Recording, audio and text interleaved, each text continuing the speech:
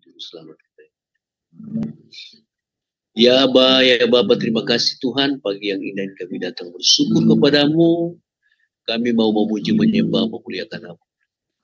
Teruskan hati dan pikiran kami, basuh yang dalam rumah dan hati kami baru, roh kami baru, air lahirkan seluruh kehidupan kami. Kami mau memujimu, kami mau menyembah, memuliakan nama. Terima kasih Tuhan, Engkau yang rapi seluruh jaringan, Engkau yang ditinggi memuliakan. Terima kasih Bapak, kami siap untuk memuji. Terima kasih Bapak, pujilah nama Tuhan. Terima kasih Yesus, pujilah nama Engkau Allah yang dahsyat. Kami sembah Engkau Tuhan, dimuliakan nama.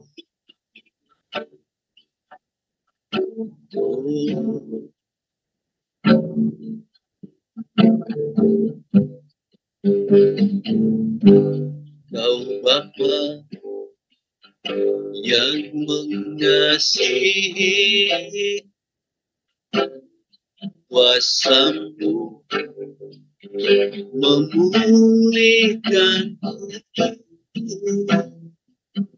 hati yang baru Kau berikan untukku dapat melihat rencana indah bagi Kau ada di setiap langkahku.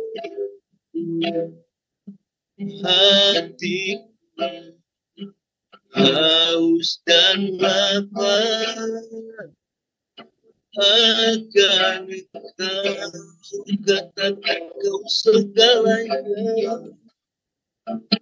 Kaulah segalanya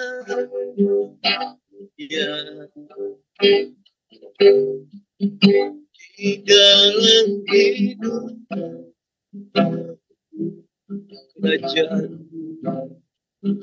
kerajaan kebenaran itu bagian. Kaulah yang pandang, Kaulah yang tepat selama hidup, selama hidup.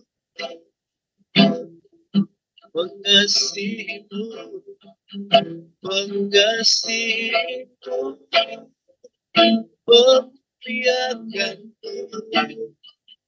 Bapa dan Raja. Kaulah segalanya, Kaulah segalanya.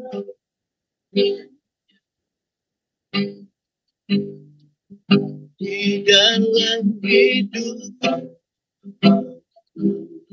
Amin, amin, amin. Kerajaan kebenaran itu bagian. Kaulah yang pandang, Kaulah yang baik. Selama hidup mengasihimu, mengasihimu, memperlihatkan Bapa dan Raja. Katakan sekali lagi, Kaulah segalanya, Kaulah segalanya. Di dalam hidup, di dalam hidup,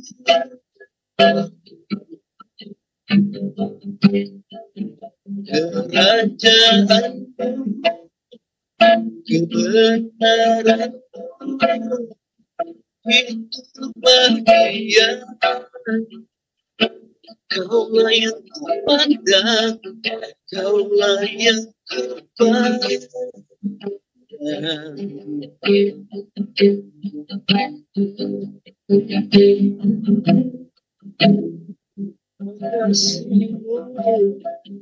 Mengasihi, memuliakan Bapa dan Raja, mengasihi, mengasihi, memuliakan, mengasihi, memuliakan Bapa dan Raja. Mari kita sembah Dia, mari kita puji, angkat suara sembah Dia Raja. Oh, Allah yang mengasihi, Allah yang mengasihi.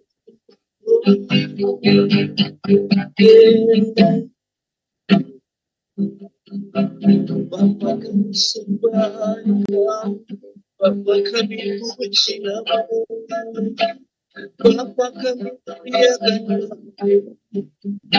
Bapa kami rindu, kami masuk dalam hati-hati, kami masuk dalam hati-hati, Yesus. Mari sembah Dia, mari puji Dia,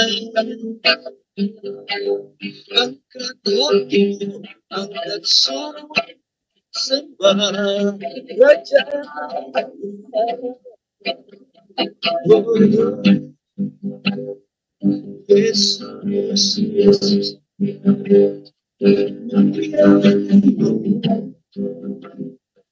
tiada yang seperti Bapa. Kami sembah, kami sembah, kami puji, kami puji, kami yang terbaik.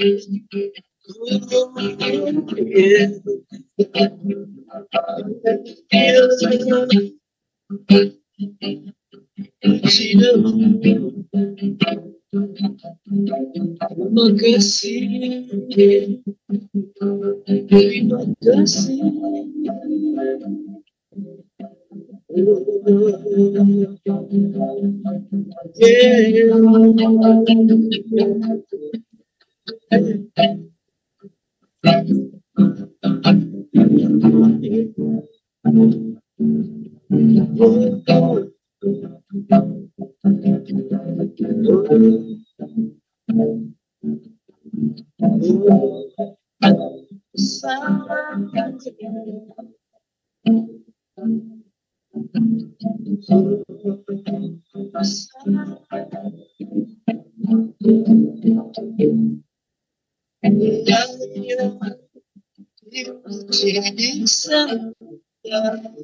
Kaulah yang berkata sekarang selamanya, Raja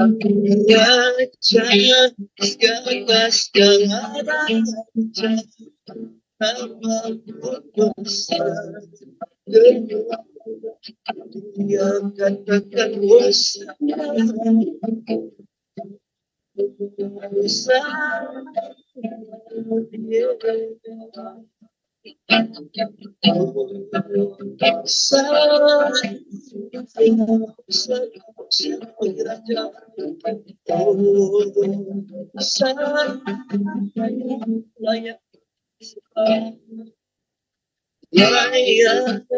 dipuji sembah, Kaulah yang bertahan sekarang dan selamanya, atas segala raja, Bapa berbesar.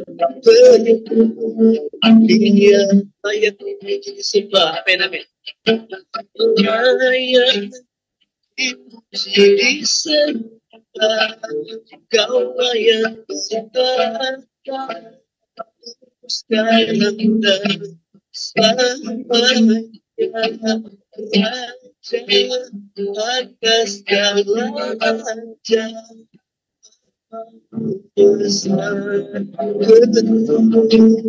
Dia nama besar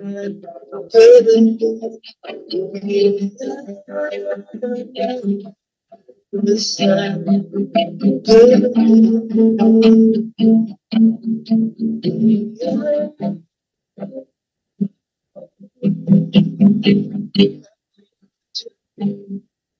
Apa yang kuasa. Kami mencari macam, kami persembahkan, kami persembahkan, kami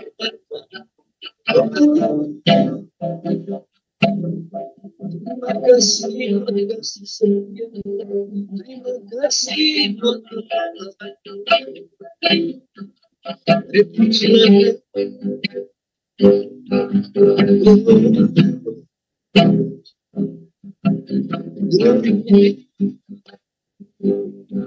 Tiada yang seperti Tuhan.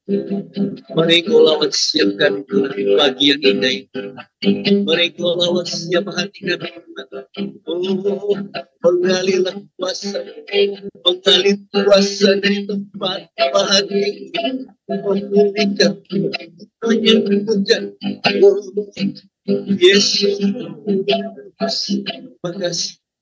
Terima kasih Bapa, terima kasih oh haleluya, glory. Terima kasih pada zaman silam kami berada saat ini, kami merasakan hadirat Allah, hadirat Tuhan, hadirat semua hadirat merasakan suasana surga membentuk kita. Yesus,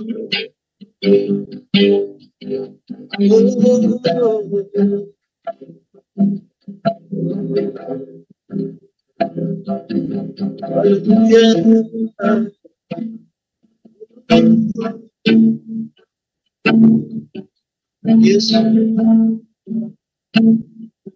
terima kasih, terima kasih Tuhan. Yesus,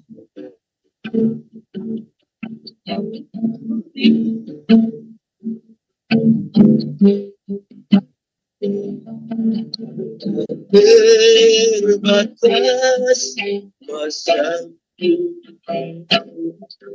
dan berjalan cara Kau yang mengadakan setiap orang kehidupanku. Terbatas kasih. Amin, amin, amin.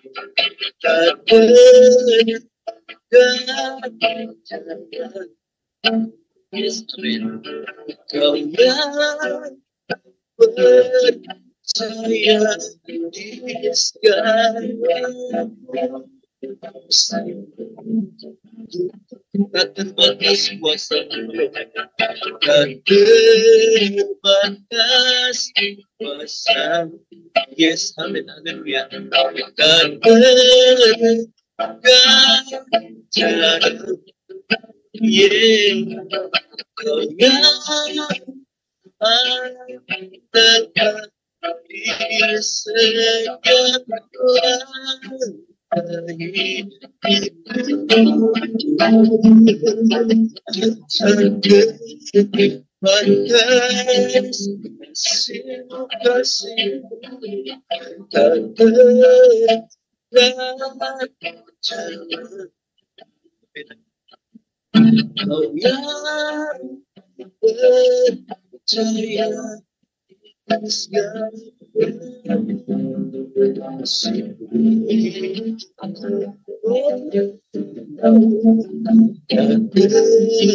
Atas kuasa.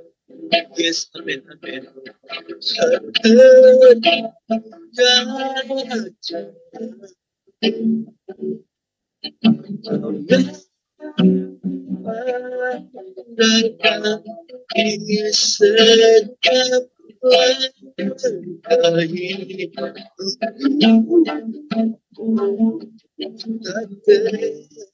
Batas kasih kau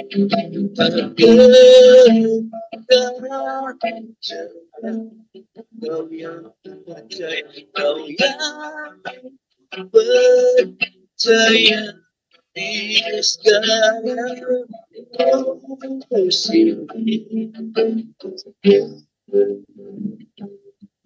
Kau percaya percaya segala sifat kau yang kami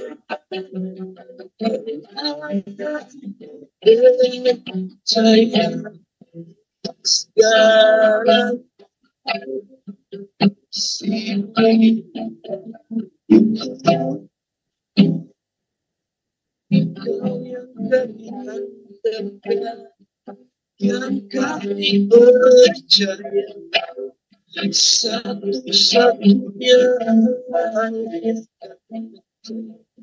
tiada yang sepertimu.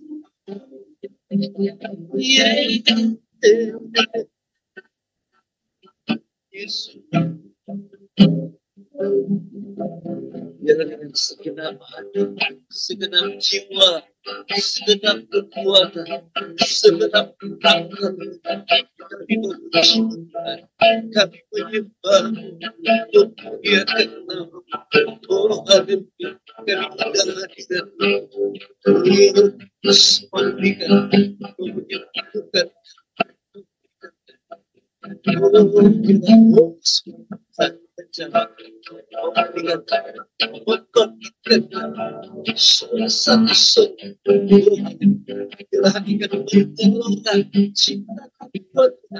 Ciptakan bagi Yesus, Yesus.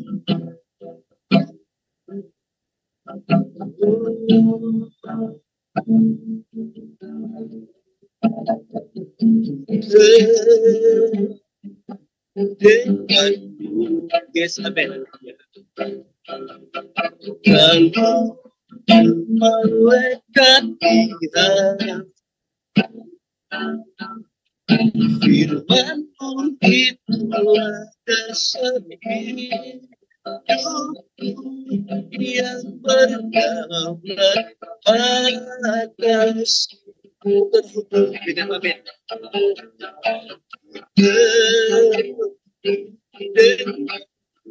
Amin, yes, haleluya. Selalu melekat kita firman itulah dasar hidup yang berdaulat atas amin.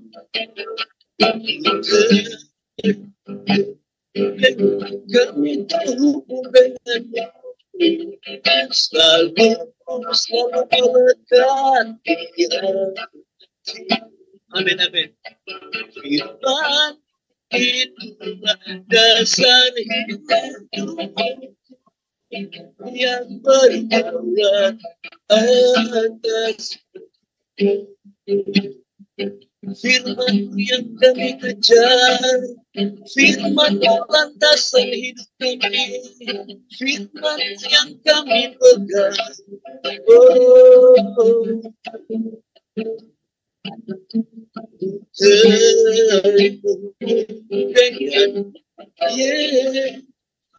dengan selalu melekat kita.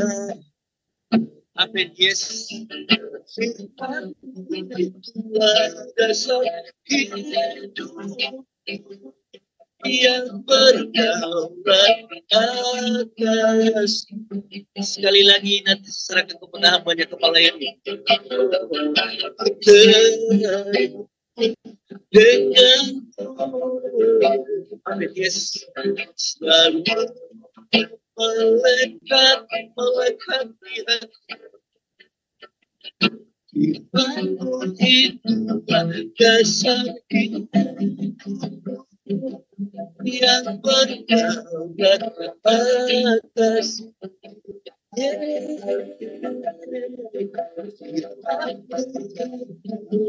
Dasar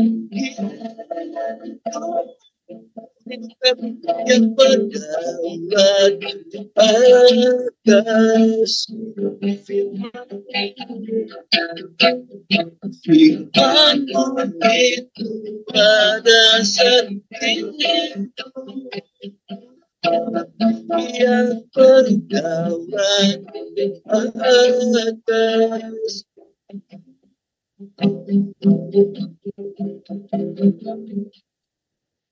Saya serahkan kepada hamba-Nya yang akan melayani firman. Terima kasih pada Bapak Pendeta yang telah memimpin kita dalam pujian Presiden Worship pada pagi hari ini. Dan sebelum kita akan masuk dalam pemberitaan firman Tuhan, mari kita masuk dalam doa terlebih dahulu. Terpujilah Engkau Allah kami yang hidup, Allah yang kekal, Allah yang ajaib. Engkau Allah yang perkasa, Allah yang telah melakukan segala perkara dalam kehidupan kami, Allah yang terus bekerja dari dahulu, dari kekekalan hingga kekekalan. Terima kasih Bapa, hingga hari ini kasih-Mu yang melimpah-limpah itu terus tercurah atas kami, dalam pelayanan kami, dalam segala hal apa yang kami kerjakan. Kami mengucap terima kasih bahwa Engkau Allah kami yang tidak pernah meninggalkan kami, Allah kami yang tidak pernah membiarkan kami sedetik pun untuk terus membawa kami semakin hari semakin sempurna di hadapan Tuhan, sehingga kami boleh layak untuk melihat Tuhan, sehingga kami boleh layak untuk menerima semua yang telah Tuhan siapkan bagi kami di dalam sorga. Terima kasih Tuhan, pagi hari ini kami akan kembali lagi merenungkan firman Tuhan. Kami mohon pengertian dan pencerahan dari Allah kami Roh Kudus, sehingga kami boleh mengerti dan semakin hari dengan efisien, sehingga apa yang kami lakukan benar-benar menyenangkan hati Tuhan. Terima kasih Bapak, kami siap untuk belajar kebenaran firman Tuhan pada pagi hari ini, dan di dalam nama Tuhan kami, Yesus Kristus, kami sudah berdoa. Amin. Shalom Bapak dan Ibu, selamat pagi. Kita bertemu lagi di dalam Zoom meeting di PMD ini. Terima kasih atas kesempatan dari Bapak Ketua yang telah mengundang saya untuk mengambil bagian di dalam pemberitaan firman Tuhan pada pagi hari ini. Ya, tema yang diberikan kepada saya adalah pelayanan holistik di dalam dunia pendidikan. Saya akan membahas dulu tentang apa yang dimaksud dengan pelayanan holistik ini. Karena banyak dari kita ini memiliki visi, memiliki scope, memiliki tujuan dalam pelayanan yang berbeda-beda, yang secara khusus diberikan Tuhan kepada kita dimanapun kita berada. Nah, pelayanan kita biasanya terkelompokkan ya antara pelayanan gereja dan pelayanan pendukung gereja ya, church and para church ya. Nah, pagi hari ini saya akan sedikit membawa mengapa ada pelayanan yang namanya pelayanan holistik. Pelayanan holistik. Kalau kita melihat bahwa pelayanan holistik selama ini kita tahunya hanya kegiatan sosial, kemudian kesehatan dan sebagainya.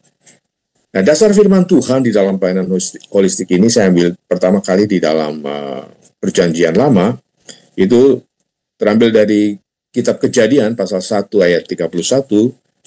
Firman Tuhan dengan jelas mengatakan di dalam bagian ini adalah, saya akan membacakannya buat kita semua, bahwa maka Allah melihat segala yang dijadikannya itu sungguh amat baik.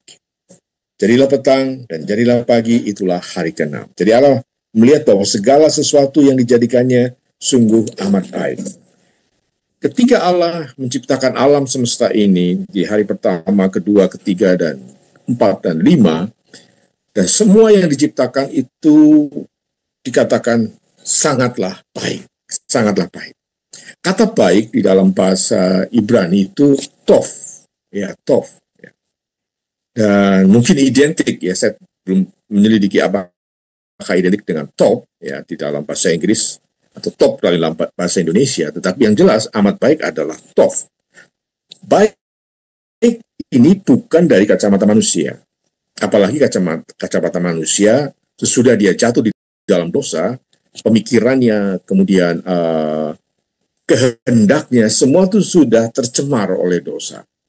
Kata baik, kalau kita melihat dan meneliti di dalam firman Tuhan, itu memiliki makna yang sangat sempurna, ya, dan kemudian dia memiliki harmoni dan memiliki arti juga kebaikan. Jadi kita melihat di dalam Firdaus, di dalam Taman Eden, ya, di dalam Taman Eden, segala sesuatunya berjalan dengan baik. Segala sesuatunya berjalan dengan sempurna. Segala sesuatunya melimpah-limpah. Dan sesuatunya berjalan dengan moral yang baik. Baik itu manusia yang ada di dalam Eden pada waktu itu, yaitu Adam dan Hawa, maupun ciptaan-ciptaan yang lain. Jadi segala sesuatunya itu berjalan dengan baik, dengan sempurna, dengan harmonis. Itu maksud Tuhan. Nah, kemudian kita tahu bahwa setelah manusia jatuh dalam dosa, semuanya itu menjadi hilang. Nah, Roma dikatakan bahwa manusia telah kehilangan kemuliaan Allah dan kehilangan semua yang tof ini, kehilangan semua yang baik ini, kehilangan yang harmonis ini, sehingga yang muncul adalah pertikaian, percideraan, dan segala hal yang tidak sesuai atau berlawanan, bertentangan dengan tof itu. Nah, kita melihat sendiri di dalam begitu Adam dan Hawa keluar dari Eden dan kemudian mereka memiliki anak, Kain dan Habil, terjadilah, ya, apa yang paling tragis di dalam sejarah manusia, itu membunuh keluarga adiknya sendiri. Nah, bukan hanya secara manusia yang telah kehilangan kemuliaan Allah, bahkan bumi ini pun dikutuk. Dosen saya mengatakan bahwa duri yang muncul di bunga mawar itu sesudah bumi ini dikutuk. Jadi ketika di Taman Eden tidak ada duri, karena kalau ada duri di Taman Eden maka segala yang baik, segala yang selaras itu tidak berjalan. Jadi ketika Allah dengan mengutuk bumi di mana Adam dan Hawa tinggal, maka mengeluarkan semak belukar yang melukai, ya, yang melukai dan membuat segala sesuatunya menjadi bertentangan. Itu yang pertama. Dan kemudian di dalam Mika pasal 6 ayat 8, kalau kita melihat di dalam firman Tuhan Mika pasal 6 ayat 8, Allah di situ mengendaki 3 hal untuk dikerjakan oleh manusia, ya. Yang pertama adalah mercy atau hesed, ya, dalam bahasa Ibrani hesed, mercy, kasih karunia atau kasih agape. Hesed adalah pemberian yang cuma-cuma. Kemudian kasih itu sendiri mispat, ya, mispat, dan itu dilakukan dengan keadilan, dilakukan dengan justly, dengan adil. Dan yang ketiga adalah merendahkan diri. Nah, 2 hal ini kita sudah melihat bahwa walaupun manusia sudah keluar dari Eden, manusia tetap membawa satu visi, satu perintah dari Allah bahwa mereka harus melakukan seperti yang ada di Eden. Sehingga di dalam doa Bapa kami kita melihat bahwa datanglah kerajaan-Mu di bumi seperti di sorga. Artinya menjadi tanggung jawab orang-orang di dalam Tuhan, anak-anak Tuhan, untuk melakukan segala sesuatunya sesuai dengan prinsip Tuhan dan menularkan atau membawa prinsip-prinsip yang Tuhan sudah berikan, yaitu prinsip Tov ini, ya, dalam bentuk-bentuk yang sesuai dengan kehendak Tuhan, meskipun dia sudah di luar Taman Eden. Yang pertama adalah Hesed, ya.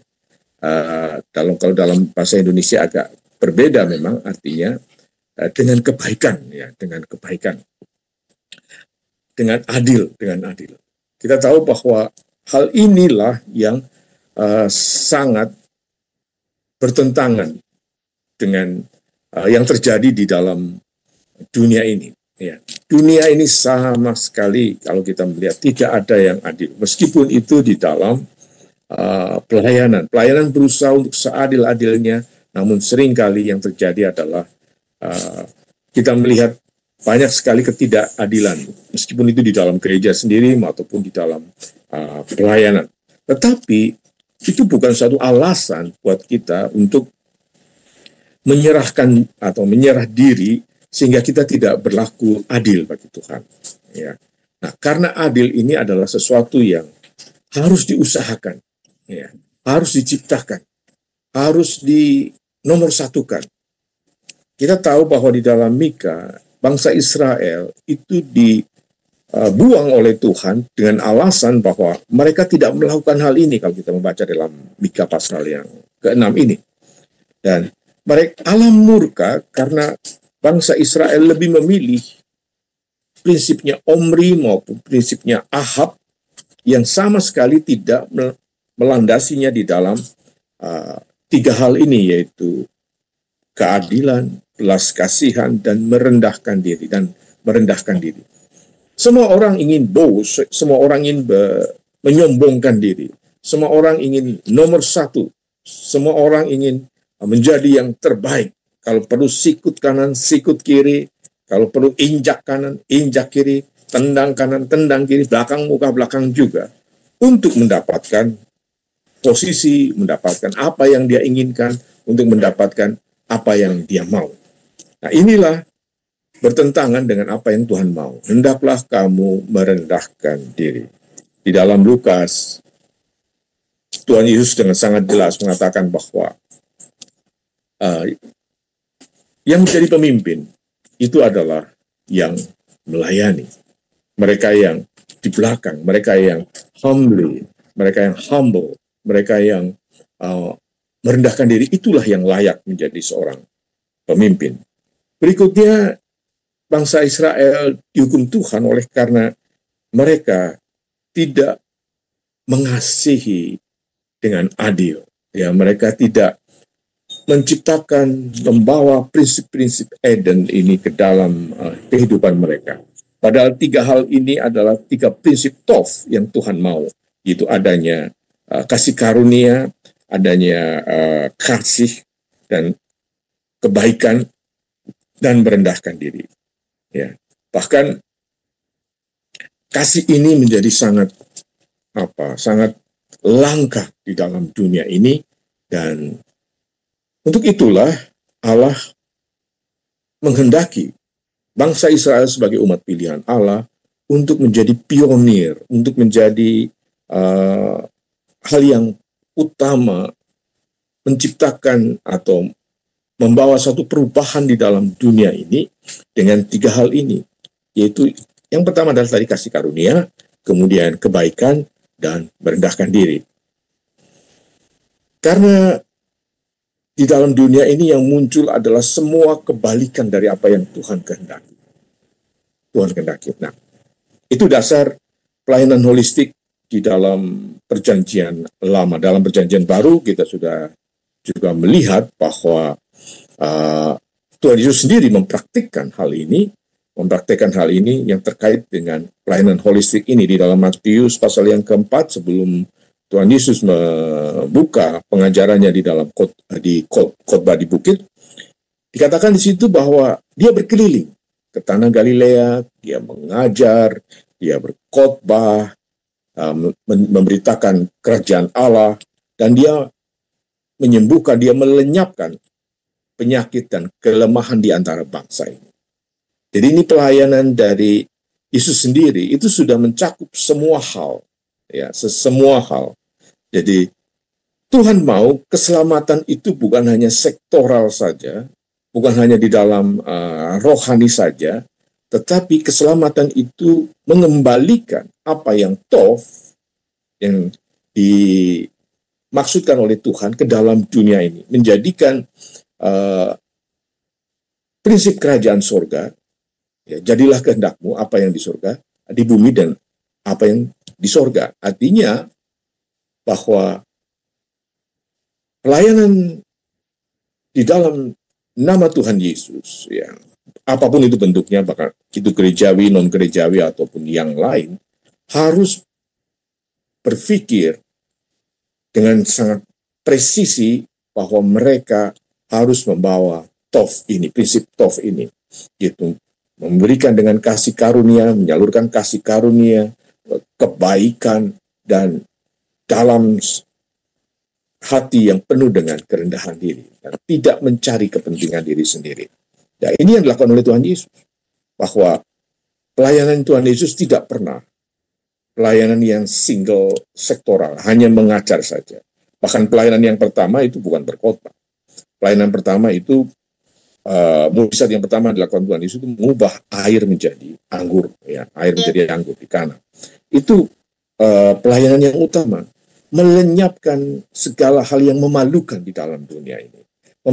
Melenyapkan segala hal yang kita tahu bahwa di dalam perkawinan di Kana, anggur itu habis dan mereka akan malu, dan itu pelayanan pertama, yaitu mengangkat manusia sedemikian rupa sehingga dia tidak lagi terhina.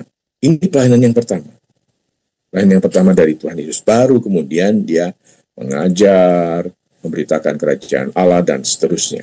Dan pelayanan kepada sosial ini, atau kepada melenyapkan penyakit dan kelemahan ini, terus berjalan dan seiring dengan pelayanan Yesus sendiri. Kalau dia mengajar, dia pasti akan melakukan hal ini. Contohnya ketika dia mengajar di suatu tempat, kemudian orang-orang ini sudah sore belum makan, para murid bertanya, Tuhan, mereka suruh pulang saja, karena kita tidak ada uang untuk kasih makan mereka. Tapi Tuhan Yesus bilang apa? Kasih mereka makan, kasih mereka makan. Dan itu betul-betul saya pernah tertempelak, ya, dengan prinsip ini. Kasih mereka makan, padahal tidak punya apa-apa. Ya, mereka tidak punya apa, hanya 5 roti dan 2 ikan saja. Tapi Tuhan bilang itu cukup, itu cukup. Ya, nah, di dalam pelayanan juga hal yang sama. Mungkin kita tidak memiliki apa-apa. Mungkin kita pelayanan di kampung, kita harus berjuang keras untuk hidup, tetapi Tuhan tetap menuntut kita untuk memberikan apa yang kita miliki. Bahkan kalau perlu seperti janda miskin itu, 2 keping perak pun diberikan untuk Tuhan. Dan Tuhan melihat itu sebagai hal yang berkenan di hadapan dia. Yesus pun saya percaya bahwa dia di dalam dunia ini, pelayanan di dunia ini, dia tidak memiliki apa-apa. Uang pun dia tidak punya. Bahkan untuk membayar pajak pun, pajak pahit Allah, dia harus mengeluarkan uang dari mulut ikan. Dan ini yang melihat bahwa Yesus pun tidak memiliki apa-apa di dalam dunia ini. Bahkan kalau dia ada berkat sedikit, dia kasihkan kepada bendaharanya Yudas, dan Yudas ambil itu persembahan dari orang-orang untuk pelayanan ini. Maka Yesus sangat marah. Ya, sangat marah untuk itu. Nah, dikatakan pelayanan Yesus ini, karena dia tidak memiliki apa-apa, yang dia miliki hanya power, hanya kuasa. Maka itulah yang dia berikan. Kuasa mengubah air menjadi anggur, kuasa untuk membangkitkan orang mati, kuasa untuk menyembuhkan kusta, kuasa untuk orang-orang yang dengan segala penyakit, kuasa untuk mengusir setan. Itu yang dia miliki. Kalau saya tahu, kalau Yesus memiliki segala sesuatu di dalam dunia ini pasti dia akan beri, saya yakin ya, pasti dia akan beri. Tetapi itu bukan hal yang mudah bagi Yesus melakukan itu, karena dia dikelilingi oleh begitu banyak ribuan orang. Dan kalau kita melihat semua yang menikmati kasih karunia Tuhan itu, berapa orang yang kemudian sungguh-sungguh memiliki komitmen untuk percaya. Kalau kita membaca di dalam orang-orang yang berkumpul setelah Yesus terangkat ke surga, itu hanya 120 orang, termasuk para rasul. Jadi tidak banyak mereka. Mungkin kalau saya menghitung dari 5.000 orang misalnya ya, 5.000 orang di mujizat 5 roti dan 2 ikan ini, yang menerima berkat pelayanan Yesus itu, ternyata hanya 120, itu sekitar 3% saja, hanya 3% saja, dan kemudian 0,3% para murid. Ya, satu pun kemudian menyangkali dia dan menjual dia. Tetapi Tuhan Yesus tidak menghentikan pelayanan holistik ini. Dia tidak menghentikan untuk menyembuhkan. Dia tidak menghentikan untuk membuat mujizat, memberi makan. Ada yang 5.000, dan saya yakin bahwa memberi makan itu tidak terjadi sekali. Ada yang 5.000, ada yang 3.000, semua diberi makan. Meskipun Tuhan Yesus tahu bahwa mereka semua akan meninggalkan dia, mereka semua akan kembali menghujat dia.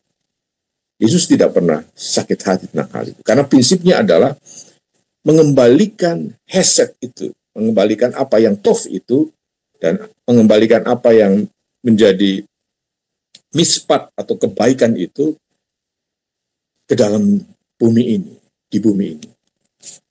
Nah, Bapak dan Ibu, pada pagi hari ini, itulah yang dinamakan dengan pelayanan holistik itu. Yaitu mengembalikan semua apa yang tof di dalam Taman Eden, dan ditegaskan lagi dalam Mika pasal 6 ayat 8 di dalam dunia ini. Nah, jelas sekali ketika bangsa Israel mengabaikan hal ini, Allah mendatangkan kecelakaan buat mereka. Mereka dibuang, mereka dibuat malu, mereka dipermalukan di antara bangsa-bangsa.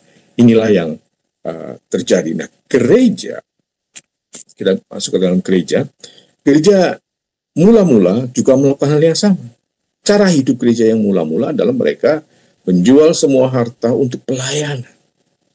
Artinya, mereka pasti bekerja, tetapi apa yang bisa mereka beri untuk pelayanan. Dan kemudian 300 tahun kemudian, seluruh kerajaan Romawi, kerajaan Roma itu berhasil dimenangkan karena gaya hidup ya, jemaat mula-mula yang menangkap visi Tuhan gitu, menangkap apa yang tof di dalam pelayanan mereka. Nah, di masa sekarang, untuk kembali dalam masa sekarang, ada 7 bidang yang dipercaya atau diteliti akan memberi dampak yang sangat besar ke dalam pengaruh di dalam dunia ini, ya. Atau biasa disebut dengan seven mountains of influence, ya, of influence. Yang pertama adalah di dalam agama. Agama sangat mempengaruhi masyarakat sangat sekarang, ya. Agama apa saja? Agama saja. Di India mungkin agamanya Hindu, di Thailand, Myanmar itu adalah agama Buddha, kemudian di Timur Tengah dan Indonesia itu agama Islam, di Eropa, Amerika itu agama Kristen, dan semua agama memiliki pengaruh yang sangat besar. Nah, itu lingkup agama yang pertama. Kemudian berikutnya adalah pendidikan. Pendidikan sangat berpengaruh untuk mempengaruhi dunia ini. Sehingga orang Indonesia tahu persis itu, pemerintah Indonesia menganggarkan 20% dari APBN untuk pendidikan. Hanya memang aplikasinya sangat masih perlu penyempurnaan di sana-sini. Berikutnya adalah yang ketiga, arts and entertainment. Ya, kita tahu bahwa kalau TikTok, IG itu isinya entertainment semua. ya, karena itu sangat mempengaruhi dan orang bisa berlama-lama, berjam-jam di depan HP hanya untuk menikmati entertainment ini dengan reels yang sangat cepat, video yang sangat cepat dan tangannya langsung bergerak sendiri, tap tap tap tap tap. Itu pengaruh yang luar biasa. Kemudian berikutnya adalah 4, gunungnya adalah gunung bisnis, di dalam bisnis. Bisnis ini macam-macam, ada yang baik skala kecil maupun skala transnasional, ya, jadi perusahaan yang bergerak dari negara ke negara. Yang kelima adalah keluarga. Jadi keluarga menjadi hal yang sangat penting, membentuk pengaruh parenting menjadi populer akhir-akhir ini bagi keluarga-keluarga Kristen, dan itu saya kira sangat baik dan harus kencangkan, di gas lebih cepat, ya, karena karakter itu dimulai dari keluarga. Kami terlibat dalam pelayanan di STT, mengalami kesulitan dengan karakter-karakter mahasiswa yang masuk ke dalam STT kami. Tidak kurang-kurang dari kami untuk melakukan pembinaan, pelatihan kepada mereka.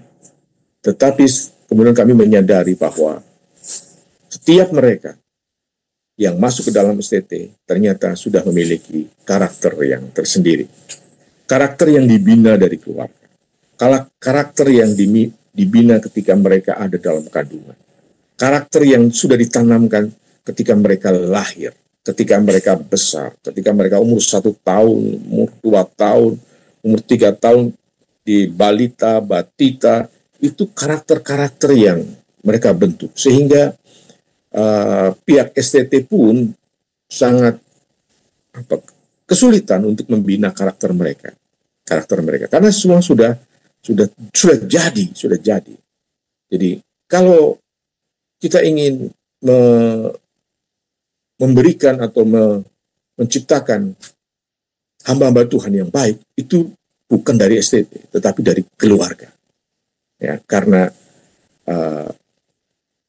ijazah pendidikan itu hanya membuka pintu saja, tetapi yang membuat ia naik itu adalah karakter. Jadi attitude sama saja dengan altitude. Ya, jadi sikap itu akan membuat mereka naik. Ya. Berikutnya, gunung yang keenam adalah gunung pemerintahan. Pemerintahan yang ada dimanapun. Ya, kemudian yang ketiga adalah media. Jadi ketujuh gunung ini memberi pengaruh yang luar biasa, dan kita masing-masing memiliki lingkup yang berbeda dalam pelayanan ini. Kalau bagi kami, saya dengan istri itu, kami terjun dalam dunia pendidikan. Memang awal-awal kami berkecimpung di dalam STT, tapi kemudian kami melihat bahwa STT itu tidak cukup. Karena kalau kita pelayanan di STT kan sebenarnya sangat strategis, karena kemana gereja melangkah, itu ditentukan bagaimana pembinaan di STT. Tetapi yang terjadi adalah karakter mahasiswa itu sudah terbentuk, sehingga banyak dari STT cukup mengalami kesulitan dan bahkan mengalami kegagalan untuk menghasilkan hamba-hamba Tuhan yang baik. Dan tidak heran di kalangan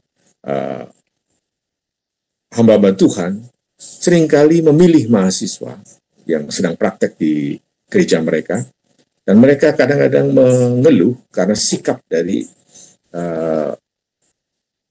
mahasiswa yang sedang praktek ini dan menyalahkan STT. Sebenarnya ya mereka tidak keliru juga, ya. Tetapi perlu dipahami bahwa pembinaan di STT itu hanya satu lapis dari ribuan lapis pembentukan karakter mereka yang dimulai dari keluarga. Seandainya bisa memilih, kami akan memilih dari keluarga yang baik-baik, tapi seringkali kami harus menerima mereka apa adanya dan berusaha sebaik mungkin, dan tidak heran kalau banyak sekali calon-calon mahasiswa yang kena skorsing karena karakternya tidak sesuai dengan apa yang dikehendaki oleh STT. Tapi ya kami harus menyadari bahwa mereka sudah memiliki karakter yang jadi. Kami di pendidikan ini awal-awal dan kemudian kami sepakat bahwa saya juga merintis sebuah jemaat. Nah, ini ceritanya cukup lucu Bapak Ibu ya. Ketika merintis jemaat di dalam penanaman gereja, itu menjadi visi kami dari sejak awal, pentingnya menanam gereja. Dan di dalam suku Banyumas ini bertahun-tahun kami melakukan penanaman gereja, tapi gereja yang pas di Banyumas adalah gereja rumah. Ya. Tapi yang seringkali terjadi adalah begitu kami pergi, gerejanya langsung bubar. Ya, begitu kami ingin membuka di tempat lain, gerejanya semakin bubar, dan semakin lama semakin sulit untuk membuka gereja baru. Karena syarat untuk pendirian gereja baru harus ada petobat baru, harus ada orang Kristen yang sudah dilatih di dalam kepemimpinan untuk menjadi pemimpin gereja. Ya, dan itu memang tidak mudah. Nah, yang jadi masalah di dalam suku Banyumas adalah petobat baru dan orang Kristen baru, orang Kristen yang baik, yang dilatih, itu sangat minim. Karena rata-rata mereka sudah bergereja di tempat yang lain. Apalagi petobat baru. Dan memang ada teman-teman yang visinya adalah mengkristenkan orang Kristen yang miring-miring, ya, orang Kristen yang tidak sungguh-sungguh, orang Kristen KTP, ya. Ada visinya seperti itu. Tetapi jangan lupa mereka sudah ada di dalam gereja yang lain, Nah, untuk menghindari konflik dengan gereja-gereja lain, kami berfokus untuk mencari atau memenangkan jiwa-jiwa baru, petobat baru dari kalangan non-Kristen, ya, dengan non-Kristen. Dan ternyata kami juga mengalami berbagai macam hambatan tentang hal itu, karena tidak mudah memberitakan Injil. Ya, memberitakan Injil tidak mudah. Di tengah-tengah kesusahan, di tengah-tengah kelemahan kami akhirnya Tuhan bukakan satu jalan, satu pintu, yaitu mengembalikan apa yang menjadi prinsip di dalam pelayanan holistik, yaitu apa yang baik, apa yang adil, apa yang penuh dengan kebaikan, itu yang Tuhan mau. Dan karena bidang kami adalah pendidikan, maka kami masuk ke dalam dunia pendidikan. Dan kami menyasar atau Tuhan arahkan untuk di bidang anak-anak. Nah, itu bukan atas permintaan atau atas usaha kami, tapi ini menanggapi permintaan dari masyarakat non-Kristen bahwa mereka memerlukan bimbingan belajar. Mereka memerlukan bimbingan belajar untuk anak-anak mereka setelah masa COVID tahun 2022. Ya, banyak anak-anak menjadi lemah di dalam akademis mereka karena mereka hampir 1 tahun lebih mereka tidak bersekolah dan mereka harus sekolah online. Dan yang pintar itu bukan anaknya, tapi neneknya yang membuka laptop, kemudian tantenya, bahkan mungkin pembantunya yang akhirnya yang sekolah pada waktu itu. Di tengah perjalanan Tuhan memberikan apa yang Tuhan mau, yaitu kami harus memberitakan atau menyelenggarakan bimbel ini secara gratis. Apa boleh buat, Bapak dan Ibu, ya? Apa boleh buat? Kami harus melakukan ini dengan gratis. Oleh karena apa? Karena ketidakmampuan mereka untuk membayar. Kalau membayar, yang datang sedikit. Kalau yang membayar, itu hanya mereka yang memang benar-benar mampu membayar. Dan padahal visi kami adalah menjangkau mereka lebih banyak lagi. Ya. Bukan hanya ratusan, seperti yang sudah kami lakukan sekarang, tapi kami ingin menjangkau ribuan anak-anak ini. Ribuan anak-anak ini, terutama di suku Banyumas ini. Sehingga prinsip yang Tuhan berikan adalah gratis. Karena kalau gratis, mereka akan berbondong-bondong datang ke bimbel. Ya, yang pertama yang sudah ya kami ya, dengan ruangan yang sempit, semuanya itu uh, menjadi banyak halangan di dalam hal ini. Tetapi prinsip untuk menjangkau mereka lebih banyak tidak mau adalah gratis. Dan ini sesuai dengan prinsip hesed, kasih karunia, yang di dalam Mika pasal 6:8. Dan Tuhan membawa itu. Ya, Tuhan membawa prinsip ini, Mika ayat 6 ayat 8 ini menjadi prinsip dalam pendirian bimbel kami. Dan secara mungkin tidak kami pikirkan secara teologis, ya. Memang nama bimbel kami adalah bimbel top, ya. Top, singkatannya lain, tetapi saya ingat bahwa top di dalam bahasa Ibrani adalah baik. Jadi ini bimbel yang baik dan bimbel yang gratis. Dan secara teologis kami memperkenalkan kepada mereka tentang kasih karunia. Kasih karunia adalah sesuatu konsep yang luar biasa, sangat Kristen, yang sangat alkitabiah, bahwa ada satu hadiah yang sebenarnya mereka tidak layak untuk menerimanya, tetapi oleh karena belas kasihan, oleh karena kasih karunia, maka mereka menerimanya. Dan seharusnya bimbel ini dilakukan dengan membayar. Seharusnya. Karena kami menyiapkan berbagai macam hal untuk menjadikan bimbel yang terbaik. Kami mengadopsi dari bimbel-bimbel yang berbayar, seperti bimbel, maaf saya sebut, ada Kumon, ada bimbel-bimbel yang lain yang kami pakai. Bahkan kami mengambil dari kurikulum dari Singapura, kurikulum dari LA, Los Angeles, dan negara-negara bagian di Amerika, untuk kami pakai di dalam bimbel kami. Dan tidak heran kalau mereka menerima worksheet, mereka akan menerima dalam bahasa Inggris, karena kami menyelenggarakan dua mata pelajaran, yaitu matematika dan bahasa Inggris. Puji Tuhan, selama 3 tahun ini, Bapak Ibu, berdiri dengan berawal dari 4 anak di satu tempat, kami sekarang sudah ada 11 cabang yang akan segera dan sudah ratusan anak yang sudah kami layani. Dan kami mengucap terima kasih oleh karena perkembangan yang begitu besar dan pertolongan Allah yang luar biasa mendatangkan mereka, anak-anak mereka, dengan dari rumah mereka masing-masing ke tempat bimbel. Itu bukan suatu perkara yang mudah. Kalau bukan karena Tuhan, mereka tidak bisa hadir di situ.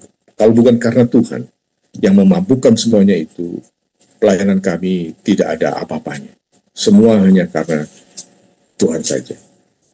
Ada 7 bidang yang seharusnya menjadi fokus pelayanan kita di dalam pelayanan holistik ini.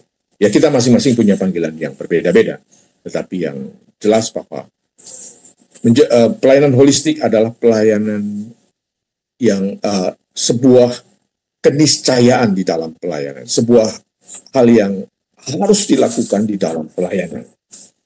Ya, bahwa kita tidak hanya mengajar saja, kita tidak hanya berkhotbah saja, tetapi harus melakukan apa yang baik. Ya, mengembalikan apa yang menjadi prinsip surgawi. Menerapkan kasih karunia. Mungkin Bapak dan Ibu bukan di dunia pendidikan, tetapi di kesehatan. Ya, Bapak Ibu punya kemampuan di dalam, Tuhan sudah mengaruniakan dalam kesehatan, di dalam segala bidang aspek. Ya, karena Tuhan melihat bahwa segala ciptaannya itu baik, sangatlah baik. Maka segala sesuatu bisa menjadi bidang pelayanan kita, apapun itu. Bisnis, ada 7 itu bisnis, di dalam keluarga, di dalam media, agama, pendidikan, art, seni, dan entertainment, silahkan. Tapi dengan prinsip bahwa hesed, mispat, kasih karunia, dan penuh dengan kehendak diri, itu yang Tuhan mau kita kehendaki. Demikian firman Tuhan pada pagi hari ini. Tuhan Yesus memberkati. Mari kita berdoa. Kami berterima kasih Tuhan pagi hari ini. Terima kasih atas kebenaran firman Tuhan yang luar biasa, di mana kami Tuhan ajarkan untuk tetap terus memiliki visi, berdoa kepada Tuhan, supaya apa yang menjadi kehendak sorga terjadi di bumi.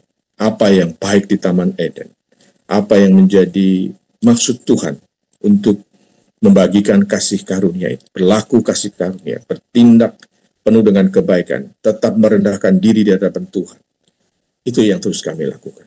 Apapun bidang pelayanan kami Tuhan, kami tahu bahwa ini adalah prinsip dasar yang harus kami lakukan, agar kami boleh menyenangkan hati Tuhan, agar Tuhan bisa dikenal, agar Tuhan bisa